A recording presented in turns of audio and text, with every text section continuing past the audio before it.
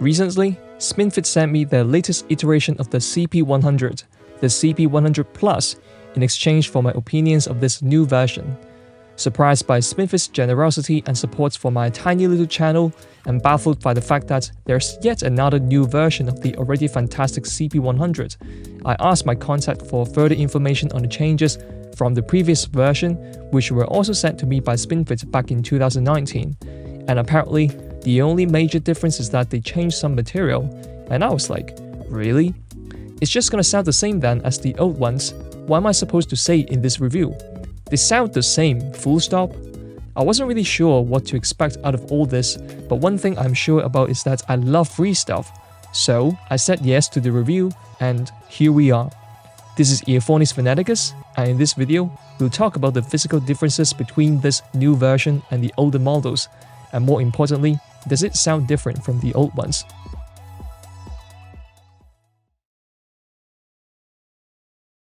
In case you didn't know already, the main claim to fame for SpinFit ear tips is the spinning mechanism between the flange and the tube inside. Thanks to this mechanism, the flange can move like joystick on a controller, so that when you put these into your ears, the flange can move according to the shape of the ear canal, providing a much better seal and comfort comparing to traditional tips. This is important, as without proper seal, you're gonna lose a lot of bass. Not only that, you might even find your earphone to sound in general too soft, especially in a noisy environment. And what happens when you don't get enough volume? You compensate by turning up the volume, of course, but since human perception is for the most part based on relative sensation rather than absolute sensation, you think the music is not enough only because it's been drowned out by background noise, but you are actually getting the same amount of sound energy from the earphone as you would in a quiet environment, and turning up the volume is really just going to increase that energy. Of course, it goes without saying that being exposed to loud volume for a prolonged period of time can damage your ears permanently. So there you go, these are the two reasons why you want good ear tips. You want them for the bass and keeping your ears healthy. Of course, there's also the concern for comfort, but that's rather subjective. Let's check out the start of this video, the SpinFit CP100 Plus. This is the third iteration of the model launched in 2021, but apparently, according to my contact, most people don't know about this new model, especially in Japan where most people are still using the older models.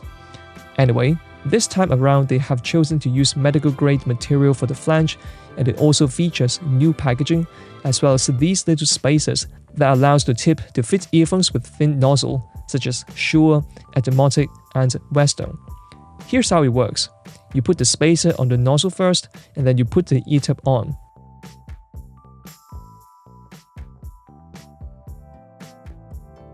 Riveting, I know.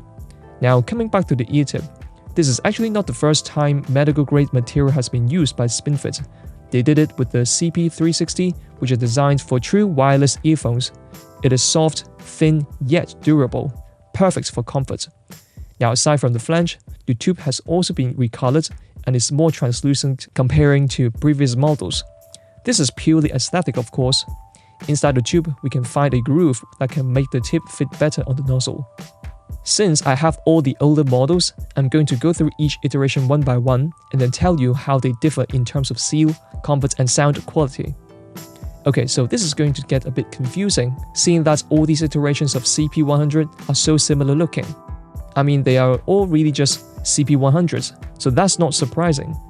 But starting off with the tips on the left, we have the OG CP100, and that's probably the model that really made SpinFit popular. Aside from the common light grey version, I also have the dark grey version, which is a special edition designed for me specifically, seeing that grey is my favorite color. Sorry, I already made that joke 2 years ago. I bought these in Hong Kong, and I believe these are the Japanese import version. For the most part, the OGs are already quite comfortable, and together with the spin mechanism, I really felt that the OGs have done a good job with bass and seal. But jumping a few years forward, we got the version 2 of the CP100, which was named, well, CP100. That's not confusing at all. The major difference is that they've changed the material of the flange, this time using what SpinFit calls edible grade material, which is softer than the old material. As such, the spin mechanism turns and compresses more easily. I mistook this for the medical grade material that's on the CP360 because they feel so similar on hand. There are some minor changes in terms of dimensions, which effectively made this version slightly more tapered and longer, while also being able to fit more earphones with its 4mm inner diameter versus the 3.8mm inner diameter of the OG. I've already done a review of this version specifically back in 2020, and I'll link it in the video description and also make a little pop-up like now. I think I was sick when I recorded it, so my voice was rather raspy. If you don't feel like torturing your ears for 9 minutes straight, here are the observations I made. I found that overall, this version sounded very similar to the original because they both concentrate sounds, they both improve the texturing of musical elements, they both have a relatively small opening, which might not work well if vertical soundstage or vertical layering is what you're going after. And finally, I found minor differences in the overall signature.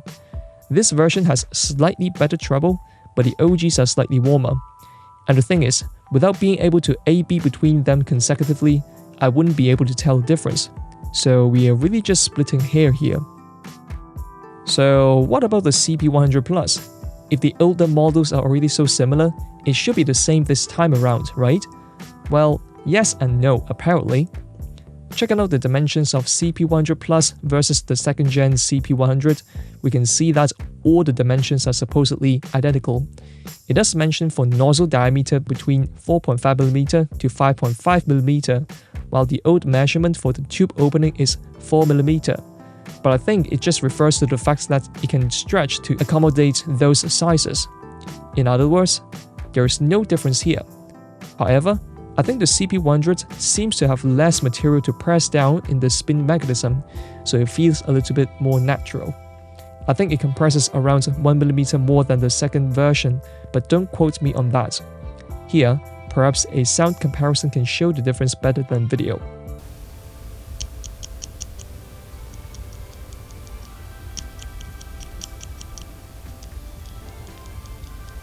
When put together with the old models, they do look the same in terms of dimensions, but when I put a ruler on top of them, we can see that the ruler is actually not lying flat. So this shows that they actually have slightly different heights. It's crazy the amount of attention I pay to the smallest of things, really. Now, the reason why I'm so hell-bent on talking about all these is because, to my surprise, I heard some unexpected sonic differences. I specifically made comparisons between this and the previous versions on my Ultimate Ears Reference Remastered, with my Quad Cutis plus Monolith THX887 as the desktop audio source. I chose the UERR because it has some of the flattest sound signature amongst earphones, which makes it a good reference point in terms of what a tip does. And B, I listen to it every day, and I'm very familiar with its sounds. Any difference I hear would therefore be easily attributed to the tip rather than me forgetting how it usually sounds. Alright, here we go. Round 1. CP100 Plus versus CP100 2nd Gen. The overall difference I notice is that with the CP100 Plus, there is slightly less mid-high to low treble. The difference is small, but I do hear smoother vocals with the new version, while the 2nd Gen actually sounds a little more detailed in the low treble region. Treble and vocals go hand in hand because more treble means more prominent consonants, so you can hear the words better. However, too much of it makes vocals sibilant. Now, whether they actually come out sibilant depends heavily on the earphone's sound signature, but at least if you want slightly smoother vocals, you might want to try the CP100 Plus. Besides vocals, I also think that cymbals tend to be less prominent, so again, it corroborates with what I said earlier. Because of the decreased emphasis, sounds tend to be not as in your face, and there's an increased sense of spaciousness despite the overall presentation not actually being wider. I also think the CP100 Plus seems to be giving me more sub-bass than the 2nd Gen, but really it's a toss-up. As for comfort, both tips in size M are very comfortable for me despite how deep they go, and obviously the seal is fantastic, while sound isolation is above average as usual, with foam tips such as Comply still coming out on top. The material of the flange, be it edible grade or medical grade, is equally comfortable, but after long wear, say 2 hours minimum, I think the 2nd Gen feels a little less comfortable. This might have to do with the degree of compression of the spin mechanism. The CP100 Plus can compress more, so it applies less bulk or stiffness to the ear canal, while with the second gen it feels like you're putting more material into your ears. All in all, I'm reluctant to say that there's a definitive winner between the CP100 Plus and the second gen. They provide slightly different changes to the sound signature of the earphone, which you may or may not prefer or even notice, assuming you don't have these two models in front of you to A/B between. In terms of fit, I would give a slight edge to CP100 Plus if you listen for long periods of time every day, but for short wear, say 15 to 30 minutes, you're probably less likely to find a difference. Still, because of the greater compression of the spin mechanism or visibly reduced material of it, I think the CP100 Plus is maybe a more streamlined or refined product comparing to previous generation. Round 2, CP100 Plus versus the OG. This part is going to be shorter, seeing that the second gen sounds so much like the OG. Again, symbols and consonants are less prominent with the CP100 Plus, and sub-bass might be marginally stronger. It also feels a little more spacious, but not exactly wider sounding. If you listen to music with a lot of electronic sounds like this one,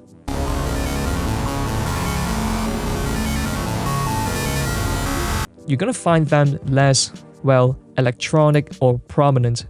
By the way, that's not really the type of music I jam out to. I'm not a robot after all.